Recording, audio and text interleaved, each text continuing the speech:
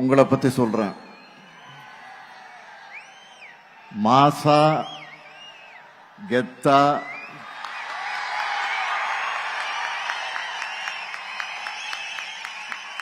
இங்க வந்திருக்க Dravidian stocks எல்லோருக்கும் என்னுடைய முதல் வணக்கம்.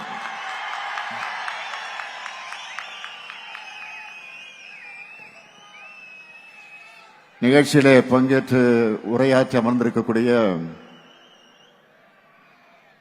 கழக பொதுச் செயலாளர்,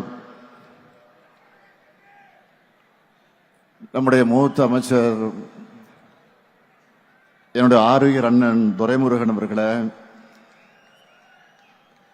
முதன்மை செயலாளர் மாண்புமிகு அமைச்சர் KN நேரு அவர்களே,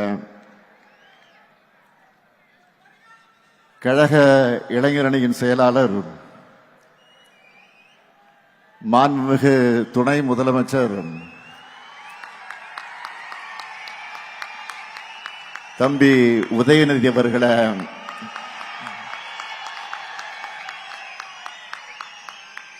துவக்கத்தில் அனைவரையும் வரவேற்று மகிழ்ந்திருக்கக்கூடிய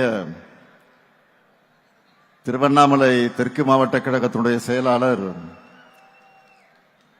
மாண்புமிகு அமைச்சர் ஏவா வேலு உள்ளிட்ட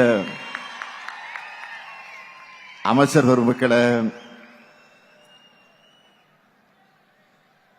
மாண்புமிகு சட்டப்பேரவையின் துணைத் தலைவர் கு பிச்சாண்டி அவர்களே, துணை பொதுச் செயலாளர்கள் ஐ பெரியசாமி அவர்களே, முனைவர் பொன்முடி அவர்களே, ராசா அவர்களே, அந்தியூர் செல்வராஜ் அவர்களே, சாமிநாதன் அவர்களே, மாண்புமிகு நாடாளுமன்ற சட்டமன்ற முன்னாள் இந்நாள் உறுப்பினர்களே, இளைஞரணியினுடைய மாநில துணை செயலாளர்கள் பிரபு கஜேந்திரன் அவர்களே, ஜோயல் அவர்களே, இன்பா ரகு அவர்களே, இளையராஜா அவர்களே, அப்துல் மாலிக் அவர்களே, பிரகாஷ் அவர்களே, சீனிவாசன் அவர்களே, பிரதீப் ராஜா அவர்களே, ஆனந்த்குமார் அவர்களே, இளைஞரணியின் மாவட்ட அமைப்பாளர்களே, துணை அமைப்பாளர்களே, தலைமை கழகத்தினுடைய நிர்வாகிகளே, வடக்கு மண்டல இளைஞரணியின் மாவட்ட அமைப்பாளர்கள் மற்றும் நிர்வாகிகளே, என் உயிரோடு கலந்திருக்கக்கூடிய தலைவர் கலைஞர் அவர்களின் உயிரினும் உயிரான அன்பு உடன்பிறப்புகளே,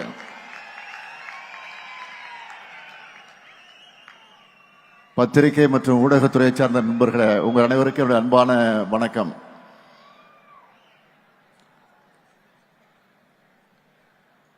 வேலுகிட்ட ஒரு வேலையை சொல்லிட்டா அதை பத்தி நாம சிந்திக்க வேண்டிய அவசியமே இல்லை. அப்படி இந்த கூட்டத்தை சிறப்பா ஏற்பாடு செஞ்சிருக்கக்கூடிய வேலுவர்களுக்கு என்னதான் இளைஞரணியின் தம்பி உதயநிதி நன்றி சொல்லியிருந்தாலும் தலைமை கழகத்தின் சார்பில் தலைவர் என்கிற முறையில் நானும் நன்றி கூற விரும்புகிறேன். எதிரில் இருக்கக்கூடிய உங்களை பார்க்கும்போது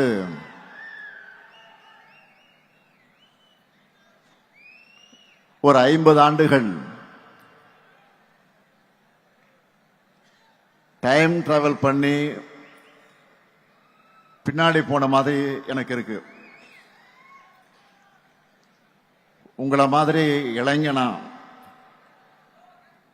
கிராமமா தமிழ்நாடு முழுக்க பயணம் பண்ணி இந்த இளைஞரணியை வளர்த்தெடுக்க நான் பயணம் செய்த அவைகளெல்லாம் எண்ணி பார்க்கிறேன். அதுதான் இப்பொழுது எனக்கு ஞாபகங்களாக வந்து கொண்டிருக்கிறது. எத்தனை ஞாபகங்கள்! இரவு பகல் பார்க்காம, தூக்கம் இல்லாம கிராமங்கள் தோறும் கொடியேற்றம், திண்ணை பிரச்சாரம், நாடகம், பொதுக்கூட்டம் என கழக நிகழ்ச்சிகளை நடத்தியிருக்கோம். அப்படி உழைச்சி வளர்த்த திராவிட முன்னேற்ற கழகம் 75 ஆண்டுகளை நிறைவு செஞ்சிருக்கிறோம். அப்படிப்பட்ட கழகத்திற்கு புது ரத்தமாக வந்திருக்கக்கூடிய உங்களை எல்லாம் பார்க்கும்போது புது மகிழ்ச்சியும் நம்பிக்கையும் பிறக்குது. அது மட்டுமல்ல, உங்களுடைய எனர்ஜி எனக்கு டிரான்ஸ்பர் ஆகியிருக்கு. இப்போ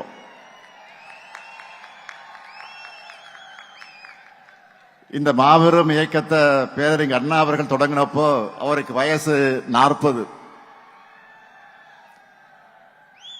தலைவர் கலைஞருக்கு 25 வயசு தான்.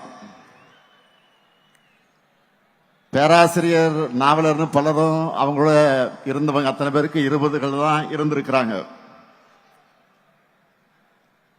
அவங்க எல்லாம் எப்படி ஃபயராக இருந்தாங்க என்பதற்கு ஒரு எக்ஸாம்பிள் சொல்றேன். 1941 தலைவர் கலைஞர் அவர்கள் தமிழ்நாடு தமிழ் மாணவர் மன்றம் என்ற அமைப்பை உருவாக்கினார். அதனுடைய முதலாம் ஆண்டு நிறைவுக்கு புரட்சி கவிஞர் பாவேந்தர் பாரதிதாசன் அவர்கிட்ட இருந்து ஒரு வாழ்த்துப்பா வந்துச்சு. அந்த வாழ்த்துப்பால புரட்சி கவிஞர் எழுதின வரிகள் தான், கிளம்பிற்றுக்கான் தமிழச்சிங்க கூட்டம் கிழித்தெறிய தேடுதுகான் பகை கூட்டத்தை. இந்த லைனை கேட்கும் போதே அந்த இளைஞர்கள் எப்படி ஃபயராக இருந்திருப்பாங்கன்னு உங்களுக்கு புரியும். அந்த ஃபயர் பிராண்ட் தான் நம்ம திமுக.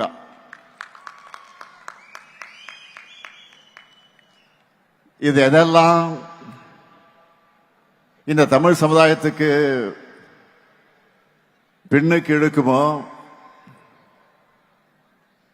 எது எதெல்லாம் தமிழ்நாட்டை இருட்டுக்குள்ள தள்ளுமோ, அது எல்லாத்தையும் தோற்கடிச்ச புது வரலாறு படைச்சோம். சும்மா எடுத்தோம் கவிழ்த்தோம்னு இங்க எதையும் பண்ணிடல. தெரு தெருவா, வீடு வீடா போய் பேசி, டீ கடையும் சலூனுமே அரசியல் மேடைகளாக மாற்றி மக்களை எஜுகேட் பண்ணோம். உலக வரலாற்றை எல்லாம் சொல்லி நாம் ஏன் இன்னும் பின்தங்கிய நிலையில இருக்கோம்னு எடுத்து சொல்லி மக்களுக்குள்ள நல்ல மாற்றத்துக்கான விதைய சிந்தனையா விதைச்சாங்க. அண்ணா பேசுறார், கலைஞர் பேசுறார், நாவலர் பேசுறார், பேராசிரியர் பேசுறார்னு சொன்னா மக்களும் குடும்பம் குடும்பமாக வந்து அவங்க பேச கேட்பாங்க. அவங்க பேச்சுல சொன்னதையெல்லாம் மக்கள் அவங்க அவங்க ஊர்ல எடுத்துக்கிட்டு போய் சொல்லுவாங்க. திராவிட உணர்வை அப்படியெல்லாம் வளர்த்தாங்க. தமிழை நசுக்க வந்த இந்தி ஆதிக்கத்தை விரட்டினாங்க. அதனாலதான் தாழ்ந்த தமிழகமே அப்படின்னு கவலைப்பட்ட காலத்தை மாத்தி இப்போ திரும்பி பாருங்க தமிழ்நாட்டை என்று சொல்லுகிற காலத்துக்கு நாம் வந்திருக்கிறோம். அவங்க ஜெனரேஷன் அடுத்த கட்டத்துக்கு நகர்ந்ததும் அவங்களுடைய உழைப்பையும் தியாகத்தையும் கொள்கை உணர்வையும் அடுத்தடுத்த தலைமுறைகளுக்கு கொண்டு போகணும்னு தலைவர் கலைஞர் அவர்கள் சிந்தித்து எண்ணி உருவாக்குனதுதான் இந்த இளைஞரணி. 1980 ஜூலை 20 மதுரை ஜான்சி ராணி பூங்காவில் இளைஞரணியை தொடங்கினோம். அந்த கூட்டத்தில் பேசின தலைவர் கலைஞர் அவர்கள் சொன்னார், சோதனைகள், வேதனைகள், தோல்விகள், அடக்குமுறைகள், சிறைச்சாலைகள், சித்திரவதைகள் எல்லாம் படைகூட்டி வந்தாலும் இந்த கழகம் அசைந்து விடாமல், தொலைந்து விடாமல், மறைந்து விடாமல் ஒளிவிட்டுக் கொண்டிருக்கக்கூடிய அடித்தளம் நம்முடைய அமைப்பு முறை. அதோட நம்முடைய லட்சிய பயணம் சேர்ந்து தொடரும்னு முழங்கினார். இளைஞரணிய அறிவிச்சிட்டோம்னு சும்மா இருந்துவிடல. இதுக்கான கட்டமைப்பை பலப்படுத்தணும்னு முதல்ல ஐவர் குழுவை ஏற்படுத்தினார். அதற்கடுத்து 7 பேர் கொண்ட குழுவை தலைமை கழகம் நியமித்தது. அந்த குழுவிலே நான் ஒருவன். இன்றைக்கு நாடாளுமன்றத்தில் கஜித்துக் கொண்டிருக்கக்கூடிய நம்முடைய திருச்சி சிவா, வாலாஜா ஹசேன், பரிதி இளம்பழுதி, தாரைமணியன், ஜெயம் ஜூலியஸ், பஞ்சவர்ணம் ஆகியோரெல்லாம் இருந்தோம். நாங்களெல்லாம் தமிழ்நாடு முழுக்க ஊர் ஊராக, கிராமம் கிராமமாக, தெரு தெருவாக போனோம். இளைஞர்களை சந்திச்சோம். கழகத்தோட கொள்கைகளை எல்லாம் எடுத்து சொன்னோம். தந்தை பெரியார் மன்றம், அறிஞர் அண்ணா மன்றம், சிட்டிபாபு மன்றம், எம்.ஆர். ராதா மன்றம், சத்தியவாணி முத்து மன்றம், கலைஞர் படிப்பகம், அஞ்சுகம் படிப்பகம், டாக்டர் நடேசனார் படிப்பகம், டி.எம். நாயர் வாசகர் வட்டம், சர்பேட்டி தியாகராயர் வாசகர் வட்டம்னு ஊர் ஊராக சென்று மன்றங்களை அமைச்சோம். கொள்கைகளை கூறுபடுத்தியது மட்டும் இல்ல, மக்களையும் சந்திச்சு கழகத்தை வளர்த்தோம். இந்த பயணத்துல நாங்க சந்திக்காத சோதனைகளே இல்ல, துன்பங்களே இல்ல, துரோகங்களே இல்ல. அத்தனையும் தாண்டி கழகத்தோட லட்சிய பயணத்துக்கு துணை நின்றது நாங்க வளர்த்த இளைஞரணி. இப்போ அந்த பணியை தம்பி உதயநிதி கிட்டையும் உங்ககிட்டையும் ஒப்படைச்சிருக்கிறோம். அவரும் தன்னுடைய பொறுப்பை உணர்ந்து இன்னும் பவர்ஃபுல்லா செயல்படுறாரு. இன்னும் சொல்லணும்னா இறங்கி அடிக்கிறாரு.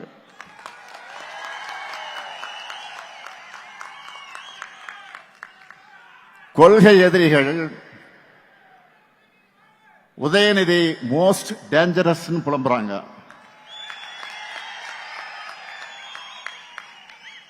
அந்த அளவுக்கு கொள்கையில ஸ்ட்ராங்கா இருக்காரு. கழகத்துக்கு எது தேவை என்று உணர்ந்து செயல்படுகிறார் உதயநிதி. முதல்ல அணியோட கட்டமைப்பை வலுப்படுத்தணும்னு லட்சக்கணக்கான இளைஞர்களை கழகத்தில் சேர்த்தார். அடுத்து அவங்களை கொள்கை ரீதியா ஸ்ட்ராங்கா ஆக்கணும்னு பாசறை கூட்டங்களை நடத்தினார். அடுத்து நம்மளோட கொள்கையில இன்னைக்கு இருக்கிற தலைமுறையினரும் புரிஞ்சிக்க வேண்டும் என்பதற்காக புது பேச்சாளர்கள் அவசியம்னு உணர்ந்து ஃபர்ஸ்ட் செட்ல 200 பேரை உருவாக்கினார். அவங்க பேச்சையெல்லாம் கழக மேடையில் கேட்கும் போது எனக்கு அவ்வளவு மகிழ்ச்சியா இருக்கு. அடுத்து இளைஞர்களான நீங்க இன்னும் ஷார்ப்பா பேச, ஸ்ட்ராங்கா களமாட நிறைய புத்தகங்கள் உருவாகணும். அதுக்காக முத்தமிழ் அறிஞர் பேர்ல பதிப்பகம் தொடங்கினார். சரி, இதெல்லாம் செஞ்சுட்டோம்னு சும்மா இருக்கல. இதெல்லாம் உங்களுக்கு சேரணும்னு அறிவு திருவிழா நடத்துறார். பல இடங்களில் லைப்ரரி ஆரம்பிக்கிறார். இதுதான் ஒரு பொலிட்டிஷியனுக்கு குவாலிட்டி. சரி, உதயநிதி விளம்பரம் செய்கிறாரு அப்படின்னு அடுத்து நீங்க என்ன செய்யணும்? அதை பற்றி கூட உதயநிதி இங்க சொன்னார். நம்மோட லெகசியை மக்கள்கிட்ட கொண்டு போய் சேர்க்கணும். கழகத்தை வளர்க்கிற பணியில, கொள்கை விதைக்கிற பணியில ஈடுபடணும். காலையில முரசொலி படிச்ச பிறகு அதுல வெளியாகி இருக்கக்கூடிய கட்டுரைகள், கருத்துக்கள், தலையங்கங்கள், திராவிட இயக்க பார்வைகள்னு எல்லாவற்றையும் உங்களால முடிஞ்ச அளவுக்கு எல்லார்கிட்டையும் கொண்டு போய் சேருங்க. அது எல்லாத்தையும் சுருக்கமா இன்றைய இளைஞர்களுக்கு புரிகிற வரையில கிரியேட்டிவா மாத்தி உங்களுக்குன்னு ஒரு ஸ்டைல பேசி எழுதி கொண்டு போங்க. அவங்களுக்கு விழிப்புணர்வையும் தெளிவையும் ஏற்படுத்தி தமிழ்நாட்டை உயர்த்தக்கூடிய கழகத்தின் பாதையில அவங்களை கொண்டு வரணும். இன்னைக்கு தொழில்நுட்பம் எவ்வளவோ பெருகிடுச்சு, அந்த அளவுக்கு உங்களுடைய கடமையும் பெருகிடுச்சு. ஏன்னா ஒன்றியத்தில் பாஜக அரசு 3வது முறையா ஆட்சி அமைச்சிருக்கக்கூடிய இந்த ஆணவத்தில் வலதுசாரி அமைப்புகளும் பிற்போக்கு சக்திகளும் ரொம்ப வேகமா முன்னைய போதும் இல்லாத ஆக்ரோஷத்தோட செயல்பட தொடங்கியிருக்காங்க. வெளுத்ததெல்லாம் பால் நம்பக்கூடிய மக்கள் கிட்ட பொய்களை, அவதூறுகளை, பிற்போக்கு எண்ணங்களை தேன் தடவி வார்த்தைகளால் கொண்டு போய் சேர்க்க ட்ரை பண்றாங்க. எடுத்துக்காட்டுக்கு சொல்றேன், எல்லோரும் ஃபேமிலி ஃப்ரெண்ட்ஸ் வாட்ஸ் குரூப்ல இருப்பீங்க. அதுல சொந்தங்கள் தங்களோட அன்பை உணர்வை பரிமாறிப்பீங்க. ஆனா அதுல ஒருத்தர் மட்டும் எதை பத்தியும் கவலைப்படாம விஷம் தேய்ந்த கருத்துக்களை ஃபார்வர்ட் பண்ணுவாங்க. பலரும் ஏதோ படிக்காம அனுப்பியிருக்காருன்னு கடந்து போயிடுவோம். அதை அட்வான்டேஜா எடுத்துக்கிட்டு அவரும் தொடர்ந்து மெசேஜ் அனுப்புவார். அப்படிப்பட்டவங்களுடைய பிற்போக்கு கருத்துக்கள் தொற்று நோய் மாதிரி வேகமா பரவும். அதை தடுக்கணும்னா அதுக்கு மாற்று மருந்தான நம்முடைய கொள்கைகளையும் நாம தீவிரமா பரப்பணும். பொய்யை பேசுறதுக்கு ஒருத்தர் தயங்காத போது உண்மையை பேசுறதுக்கு நெஞ்சில உரம் இருக்க நாம் ஏன் தயங்கணும்? எதுக்காக இதை சொல்றேன்னா, இப்ப நம்ம தோல்ல தமிழ்நாட்டையும் தமிழ் மொழியும் காக்க வேண்டிய கடமை மட்டுமல்ல, ஒட்டுமொத்த இந்தியாவையும் நாட்டோட பன்முகத்தன்மையையும் காக்க வேண்டிய கடமை நமக்கு இருக்கு. இந்தியாவிலேயே பிஜேபிக்கு எதிராக ஐடியாலஜிக்கல் ஃபைட் பண்ணிக்கிட்டு இருக்கக்கூடிய ஒரே மாநில கட்சி நம்முடைய திமுக தான். அவங்களால வெற்றி கொள்ள முடியாதது நம்முடைய தமிழ்நாட்டை மட்டும்தான். அதனால்தான் அமித்ஷா போன்றவருக்கு நம்ம மேல எரிச்சல். பேசினாங்கல்ல, அண்மையில கூட என்ன பேசினார் அவரு? பீகாரை ஜெயிச்சிட்டோம், அடுத்து டார்கெட் தமிழ்நாடு தான் சொல்றாரு. மாண்புமிகு அமித்ஷா அவர்களே, நீங்கள் உங்க சங்கி படையே கூட்டிக்கிட்டு வந்தாலும் உங்களால் ஒண்ணும் இங்க பண்ண முடியாது. இது தமிழ்நாடு, இது தமிழ்நாடு. எங்களுடைய கேரக்டரையே புரிஞ்சிக்க மாட்டீங்களா?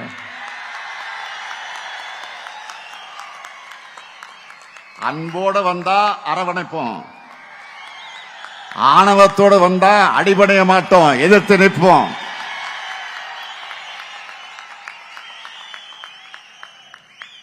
மீண்டும் சொல்றேன், அன்போட வந்தா அரவணைப்போம், ஆணவத்தோட வந்தா அடிபடைய மாட்டோம், எதிர்த்து நிற்போம். உங்களை ஜெயிச்சு காண்பிப்போம்.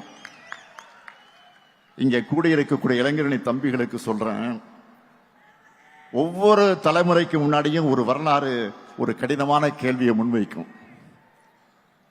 அதுக்கு ரியாக்ட் பண்ண முடியாம மண்டியிடக்கூடியவங்களை வரலாறு மறந்துடும், மக்களும் மன்னிக்க மாட்டாங்க. ஆனா வரலாறு முன்வைக்கிற கேள்விகளை எதிர்த்து ஃபைட் பண்ணி வரலாற்று திருத்தி எழுதுறவங்களை மக்களும் மறக்க மாட்டாங்க, வரலாறு மறக்காது. நீங்கெல்லாம் வரலாறு படைக்கணும். அதுக்கு எப்பவும் மக்களோட மக்களாக நீங்க இருக்கணும். மக்களுக்காக இருப்பதுதான் அரசியல். அந்த அரசியலை செய்யத்தான் உங்க எல்லாருக்கும் பொறுப்புகள் வழங்கப்பட்டிருக்கு. மக்கள் கிட்ட போங்க, அவங்க கூடவே வாழுங்க, அவங்களுக்காக குரல் கொடுங்க. இதுதான் உங்களுக்கான டாஸ்க். அரசியல்ல சொகுசு எதிர்பார்க்காதீங்க. இங்க கடுமையாக உழைக்கக்கூடியவங்களுக்கு தான் இடம் கிடைக்கும். அந்த இடம் கட்சி பொறுப்புல மட்டும் இல்ல, மக்கள் மனசுலயும் நிரந்தரமாக இருக்கும். பேரறிஞர் அண்ணா அவர்கள் தலைவர் கலைஞருடைய உழைப்பை பாராட்டினார். தலைவர் கலைஞர் என்னை பத்தி சொல்லும் போது உழைப்பு உழைப்பு உழைப்புன்னு தான் சொல்வார். இப்ப நானும் தம்பி உதயநிதி அவருடைய உழைப்பை பார்க்கிறேன். அதே உழைப்பு உழைப்பு உழைப்பு, அதைத்தான் உங்ககிட்ட எதிர்பார்க்கிறேன். அந்த உழைப்புக்கு இருக்கக்கூடிய இளைஞரணி படை தயாரா? உதயநிதி பேசும்போது கேட்டார், வரும் தேர்தலில் இளைஞர்களுக்கு வாய்ப்பு கொடுங்க கேட்டார். அவருக்கு மட்டுமல்ல, உங்களுக்கு நான் சொல்லிக் கொள்வது, இன்னைக்கு உள்ளாட்சியில, சட்டமன்றத்தில், அமைச்சரவையில், நாடாளுமன்றத்தில் நாட்டையே திரும்பி பார்க்க வைக்கக்கூடிய அளவுக்கு செயல்படுகிற பல பேர் இளைஞரணியிலிருந்து வந்தவர்கள் தான். நாளைக்கு உங்களிலிருந்து பலரும் இந்த இடத்திற்கு வரணும். நிச்சயமாக வரத்தான் போறீங்க. அதுக்கு தயாராக இளைஞரணியும் தாய் வீட்டை பயன்படுத்திக்குங்க. இங்க உதயநிதி சொன்ன மாதிரி நீங்க ஒவ்வொருத்தரும் மினிமம் 10 இளைஞர்களை உங்களோட சேர்த்துக்கணும். அவங்களுக்கு அரசியல் உணர்வை, நம்முடைய கொள்கைகளை, திராவிட மாடல் அரசியல் சாதனைகளை கொண்டு போங்க. அங்க ஒவ்வொருத்தருடைய வாக்கும், நம்ம குடும்பத்தினுடைய வாக்குகளும், அவங்க நண்பருடைய வாக்குகளும் உதயசூரியனுக்கு, நம்முடைய கூட்டணி கட்சிகளோட சின்னங்களுக்குத்தான் கிடைக்கணும். கடந்த கால ஆட்சியாளர்கள் செய்த தவறுகளை, குற்றங்களை, துரோகங்களை மக்களுக்கு நினைவுபடுத்துங்க. அவங்க திரும்பி வந்தா தமிழ்நாடு என்னென்ன ஆபத்துக்களை சந்திக்கும்னு மக்கள்கிட்ட சொல்லுங்க. நாடே திரும்பி பார்க்கிற அளவுக்கு தமிழ்நாட்டை முன்னேற்றி இருக்கக்கூடிய நம்முடைய திட்டங்களை பத்தி எடுத்து சொல்லுங்க. நான் உறுதியோடு சொல்றேன், நாட்டில் என்ன உலகத்திலேயே எந்த ஆட்சியும் செஞ்சிருக்க முடியாத அளவுக்கு முத்திரை திட்டங்களை யாராவது செஞ்சிருக்காங்களா? நம்ம ஆட்சியை மாதிரி நீங்களே பார்த்திருப்பீங்க. நம்ம அரசோட திட்டங்களால பயனடைந்திருக்கக்கூடிய பேட்டிகளை பல்வேறு ஊடகங்கள் வெளியிடுறாங்க. அப்படி பேட்டி அளிச்ச ஒரு தாய் பேசினாங்க, தன்னுடைய பசங்க பணம் அனுப்பாவிட்டாலும் தனக்கு தேவையான மருந்து மாத்திரைகளை வாங்க கலைஞர் மகளிர் உரிமை திட்டம் உதவியா இருக்குன்னு சுயமரியாதை உணர்வோடு பேசினாங்க. இன்னொரு பெட்டியில பூ விற்கிற ஒரு தாய், ஒரு பெண், 1000 ரூபாயை வச்சு பூ வாங்குகிறேன், விடியல் பயணத்தில் போய் அதை வித்துட்டு வரேன், இதையெல்லாம் முதலீடா மாத்தி சம்பாதிக்கிறேன்னு சொன்னார். இப்படி தமிழ்நாட்டில் இருக்கக்கூடிய 1,30,69,831 பெண்கள் தங்களுடைய பண தேவைக்கு மற்றவங்களை எதிர்பார்த்திராத காலம் போய், காத்திருந்த காலம் போய், அக்கவுண்ட்ல மாசம் மாசம் பணம் வருது என்ற புது நம்பிக்கையை, தன்னம்பிக்கையை கொடுத்திருக்கு.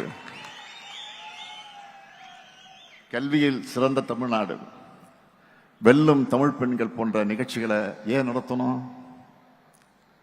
நம்முடைய திட்டங்களுடைய பயனாளிகள் தன்னுடைய அனுபவங்களை, அந்த சக்சஸ் ஸ்டோரிய எல்லா மக்களுக்கும் தெரியப்படுத்த வேண்டும் என்பதற்காக நடத்தணும். இன்னும் நிறைய சக்சஸ் மனிதர்களை உருவாக்கணும்.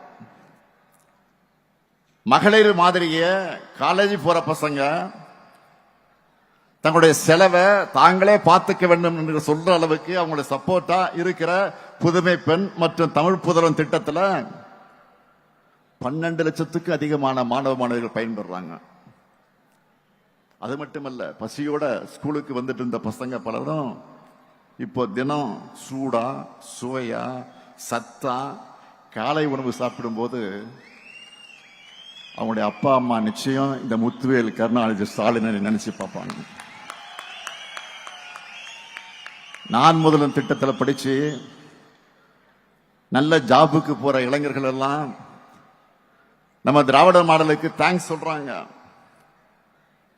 ஒவ்வொரு நாளும் யாரு கையும் எதிர்பார்க்காம விடியல் பயண திட்டத்தில் பயணம் செஞ்சுட்டு இருக்கக்கூடிய கோடிக்கணக்கான மகளிர் இதுதான் எங்களுக்கான கவர்மெண்ட் பஸ்ன்னு பெருமைப்படுறாங்க.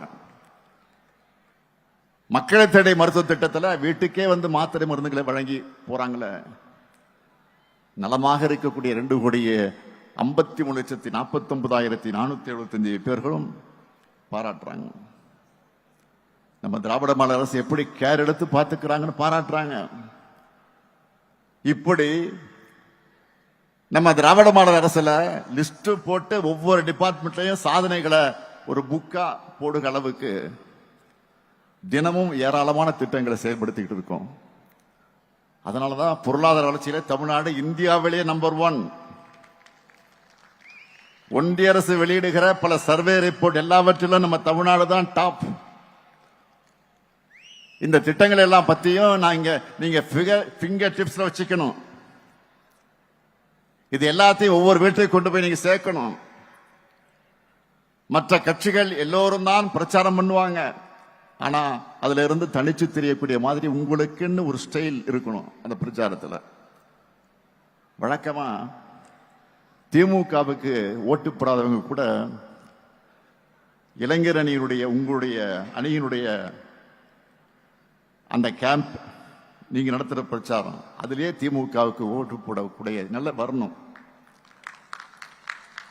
அப்படி ஒரு இம்பாக்ட நீங்க உருவாக்கணும். தேர்தல் நெருங்கி வந்துருச்சு.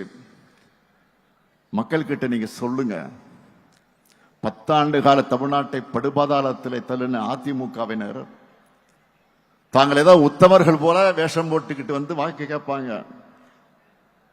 அதேபோல் தமிழ்நாட்டுக்கு துரோகம் செய்வது மட்டுமே வழக்கமாக வச்சிருக்கக்கூடிய பாஜகவினர் வழக்கம் போல தங்களுடைய பொய் பரப்புரைகளை பரப்புவார்கள். பதற்றத்தை உண்டாக்குற அரசியலை வச்சு எலெக்ஷன்ல சந்திக்கலாம்னு வருவாங்க.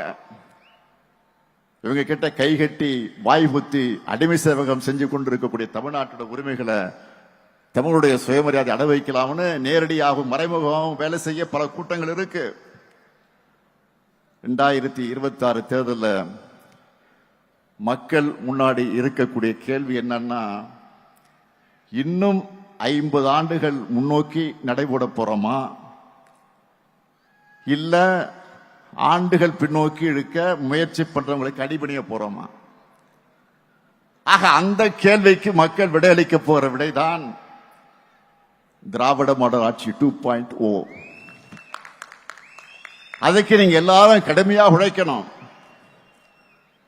திராவிட முன்னேற்ற கழகத்தோட எதிர்காலத்துல தான் தமிழ்நாட்டோட எதிர்காலம், தமிழகத்தோட எதிர்காலம் அடங்கி இருக்கு. அந்த எதிர்காலம் பல நிறைஞ்சதா ஒளி நிறைஞ்சதா தமிழ்நாடு நம்பர் 1 என்று சிங்க நடை போடுகிறதாக அமையணும். நீங்க தான் திராவிட மாடல் 2.1 அடித்தளமாக இருக்கணும். இருப்பீங்களா? நம்ம மிஷன் என்ன? திராவிட மாடல் 2.0. நம்ம மிஷன் என்ன? திராவிட மாடல். திரும்ப சொல்லுங்க, சத்தமா சொல்லுங்க. நம்ம மிஷன் என்ன? அந்த வெற்றிக்கான பயணத்தை இன்றைக்கே தொடங்குங்கள். விடைபெறுகிறேன். நன்றி, வணக்கம்.